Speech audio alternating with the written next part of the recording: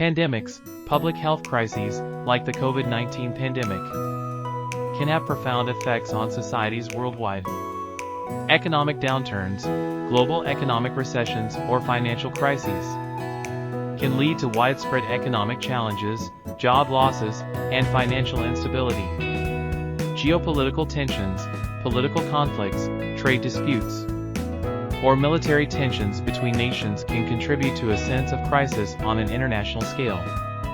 Environmental issues, climate change, natural disasters, and environmental degradation pose significant challenges with far-reaching consequences. Social unrest, mass protests, civil unrest, or movements advocating for social change can contribute to a perception of crisis. The world in chaos, wars and rumors of war. What can we do? Come to this public lecture in person or on Zoom. Consider a biblical perspective.